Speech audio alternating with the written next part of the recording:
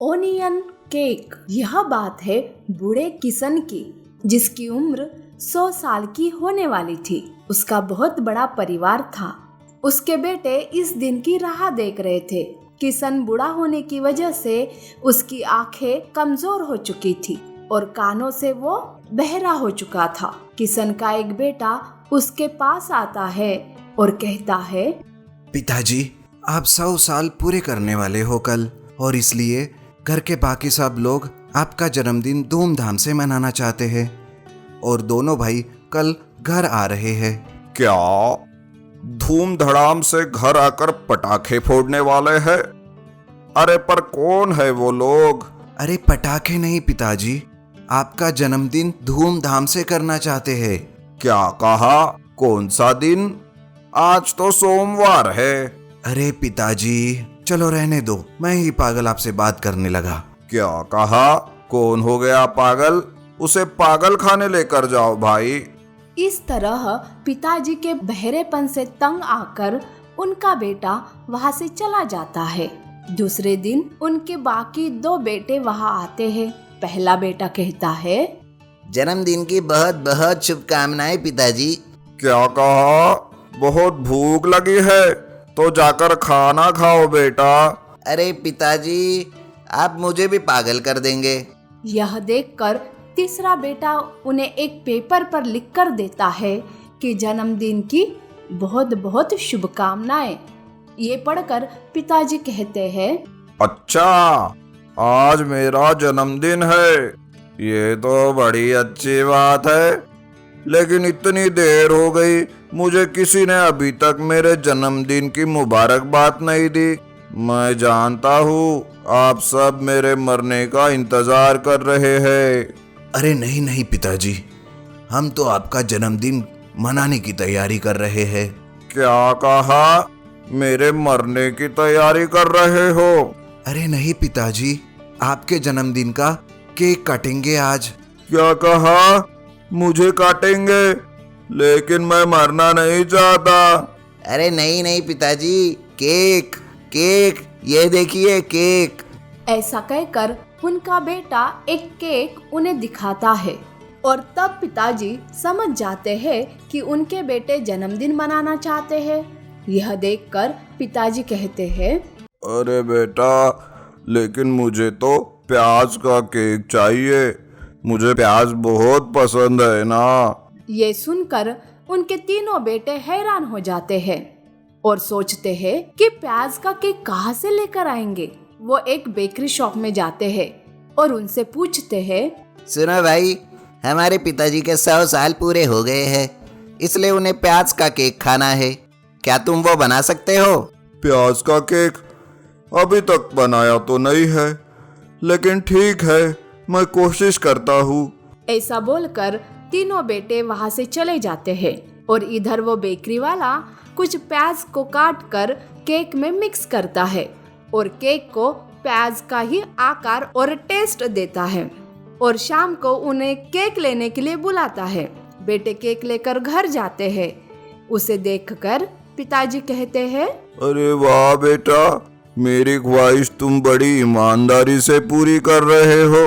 कहीं मेरे मरने का इंतजार तो नहीं कर रहे? अरे नहीं नहीं पिताजी, मरे आपके दुश्मन।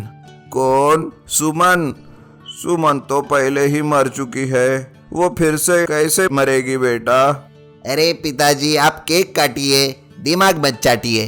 पिताजी बड़े खुश होकर केक काटते हैं और खुद खाकर अपने बेटों को भी खिलाते हैं।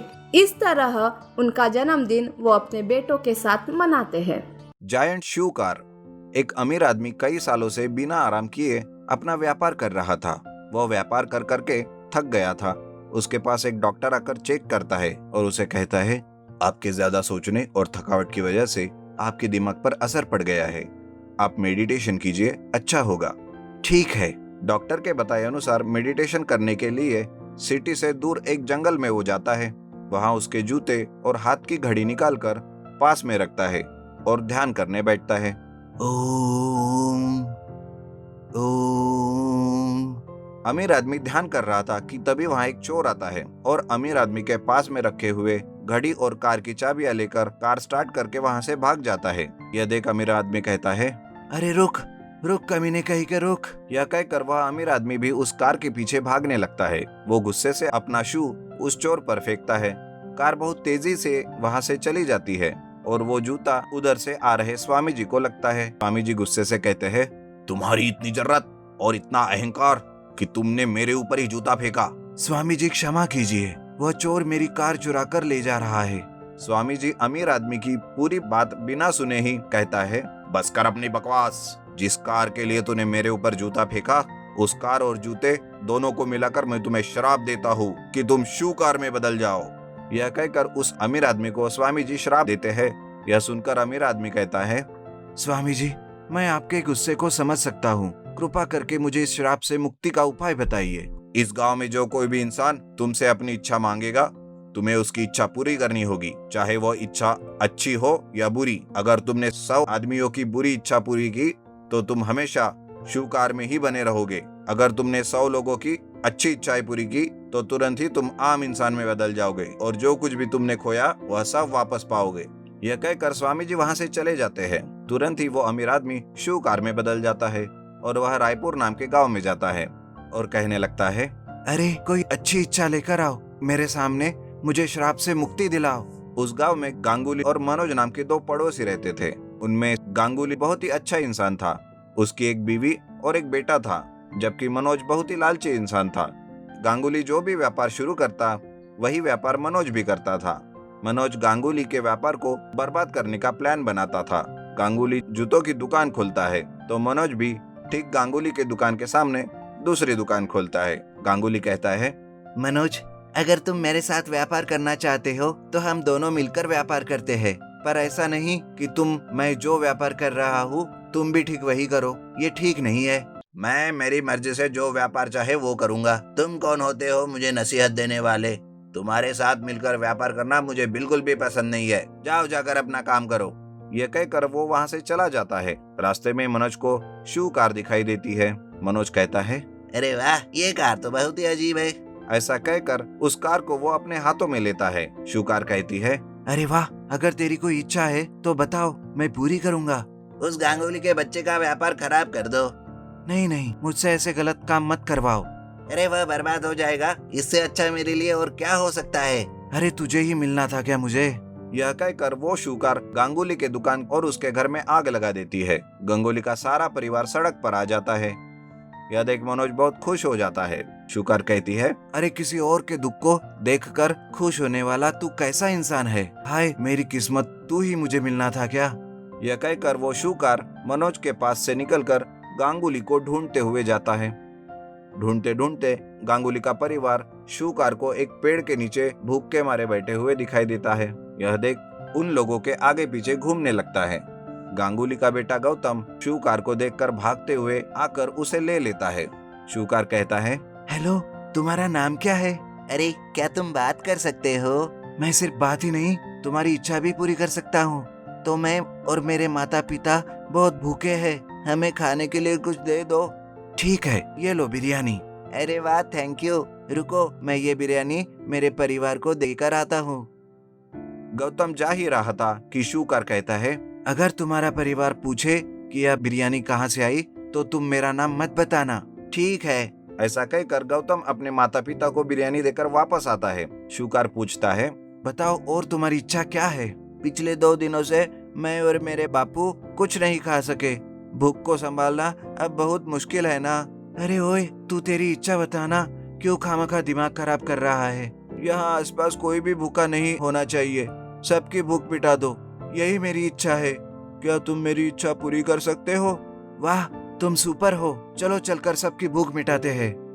यह कहकर शूकार गौतम को लेकर एक बड़े से कार में बदल जाता है और भूख से तड़प रहे गरीबों को खाना डालता है। ऐसे लगभग 100 लोगों की भूख मिटाने के बाद शूकार अमीर आदमी के रूप में बदल जाता है। वो कहता है, बेटा, तुम बहुत ही अच्छे दिल वाले हो, तुम्हारी वजह से आज मैं श्राप से मुक्त हुआ, तुम हमेशा खुश रहना। यह कहकर वो आदमी अपनी कार लेकर वहां से चला जाता है। ट्रैक्टर मोबाइल टावर वाला। जौनपुर नाम के गांव में राजू नाम का एक लड़का रहता था। उसके पास एक ट्रैक्टर था। जिसे वो काम से किराए पर देता था। एक दिन राजू सोचता है कि क्यों ना मैं इस ट्रैक्टर से गांव में थोड़ा घूम कर आऊं। राजू ट्रैक्टर लेकर गांव में घूमता रहता है।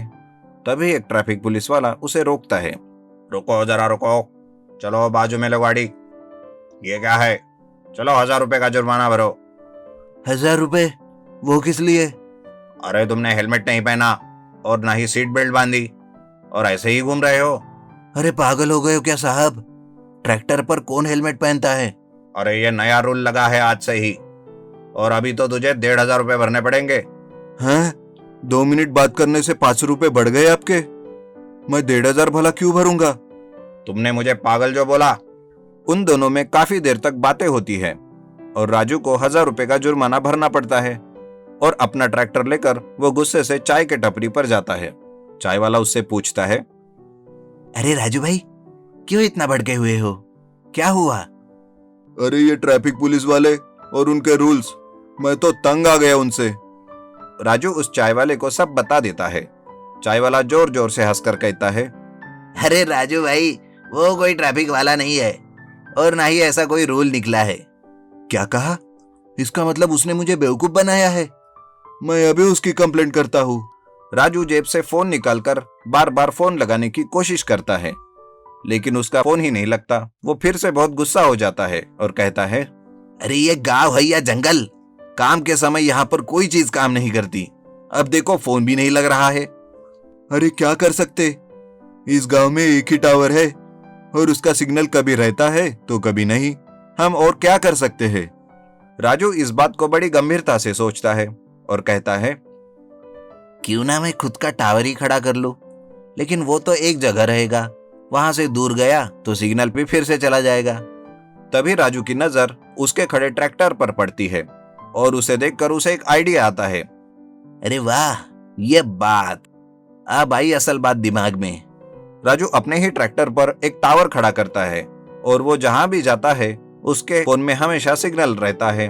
गांव वाले भी उसके ट्रैक्टर मोबाइल टावर के आजू बाजू में ही सिग्नल के लिए भीड़ करके रहने लगते हैं। राजू भी इस आइडिया से बहुत खुश होता है, लेकिन उसका यह आइडिया मोबाइल कंपनी को पता चल जाता है। वहां से एक ऑफिसर गांव में आता है और राजू से कहता है, अरे राजू, तुमने ये क्या किया? ये सब करने से पहले तुम्हें हमारी परमिशन लेनी चाहिए थी। ये सब रूल के खिलाफ है। अरे कैसा रूल साहब? इस गांव में आपने टावर खड़ा किया, लेकिन शायद सिग्नल डालना भूल गए। कम से कम मेरे ट्रैक्टर मोबाइल टावर से आपकी कंपनी का सिम जोरों से चल रहा है। आपको तो मेरा शुक्रिया करना चाहिए। नहीं राजू, ये बात बिल्कुल गलत है। ठीक है, अगर मैं गलत हूँ तो मैं अपना ट्रैक्टर मोबाइल टावर बंद कर देता हूँ। आप पहले हमारे गांव के चारों साइड में टावर लगाकर सिग्नल दे दो, मैं अपनी गाड़ी बंद कर दूंगा। लेकिन ऑफिसर राजू की बात नहीं मानता और वहां से चला जाता है। इधर लोग राजू के ही ट्रैक्टर मोबाइल टावर से सिग्नल लेकर अपना मोबाइल चलाते हैं और राजू को उसके पैसे भी देने लगते हैं।